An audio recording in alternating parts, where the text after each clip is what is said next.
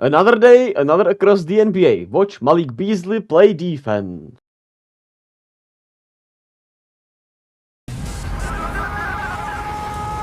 So we are starting with the Bucks against the Pacers as Damian Lillard was out ducking the best point guard in the East, which is of course Tyrese Halliburton. On the second night of the back-to-back, he was out with a right hamstring issue, so hopefully it's just load management more than an actual injury, but if not read anything else, yeah. The Pacers were gunning from the start as always. Their usual fast-paced offense led to a lot of great open shots against this Milwaukee defense who could not keep up early.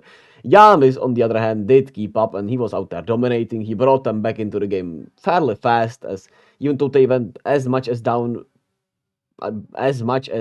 they went down by as much as 18 points.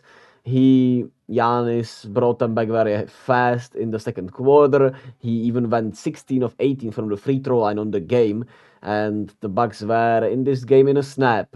Which, of course, that's what happens to the Pacers when they start to miss shots in their fast-paced offense, unfortunately. And at the start of the fourth quarter, it looked like the Bucks were going to run away with it. They were back in the game. They looked like they were able to slow down the Pacers, who were not able to get stops, and they got a 10-point lead early in that fourth quarter. But the Pacers did lock in defensively, and they responded so well, which was great to see. They did better job doubling Giannis in the fourth quarter. They were also playing much better defensively with their hands, especially Ben Mathurin, who had one of his best games ever, probably. Especially defensively. He was sensational all night long, which was great to see. Ben Mathurin is bouncing back from a rough start, and he's looking better and better, which this Pacers team needs.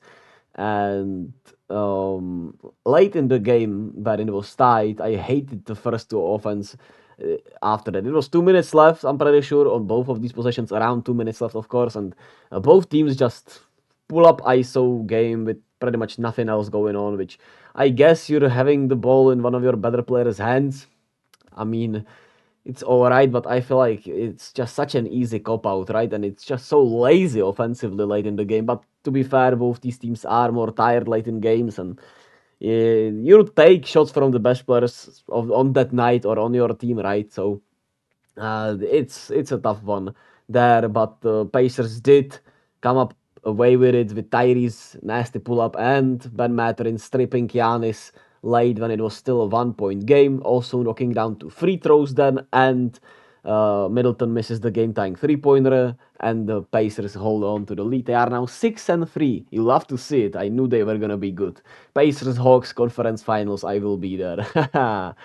The other game tonight was the Hawks against the Magic in Mexico City, which was a surprise to me. But it was awesome to see both teams out there. Great atmosphere early on. They had Scottie Pippen out there, Dominic Wilkins was out there, and both teams were off to a great start with a lot of energy and running and turning the ball over the place. Like crazy. Trae Young got going early on. He hit a shot from half court essentially. He looked all the way back in the first half there. He had 33 points there. The Magic could do nothing to stop him really, which of course is hard when he's making his 3-pointers, and he had a showtime behind the back pass fake, which was great. And he finished with 41.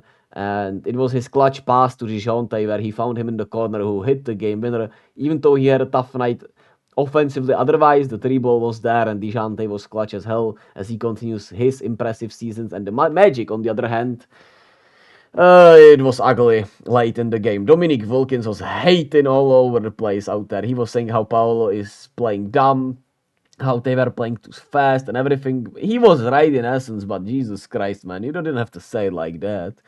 And the Magic just were, of course, inexperienced down the stretch. They forced a lot of tough shots.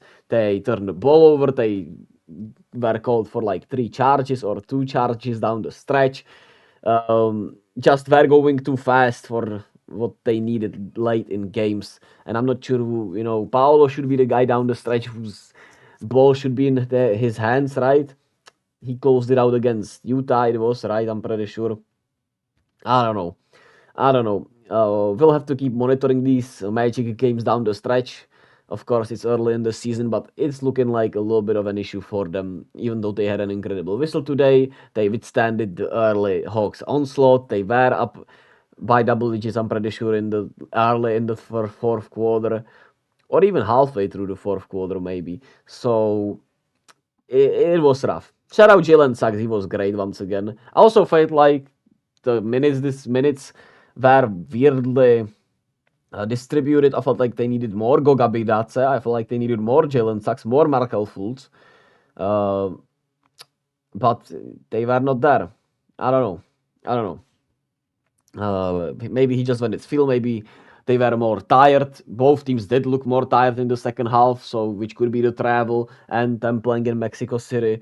I don't know. It was weird, but nonetheless, fun two games, man. Both games were very fun.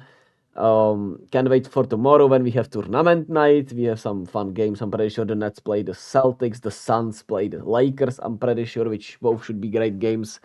And you have some other games sprinkled in there, which we will be there. And the standings, as always, here. Be kind to yourself and to others. Love yourselves as much as possible. And peace.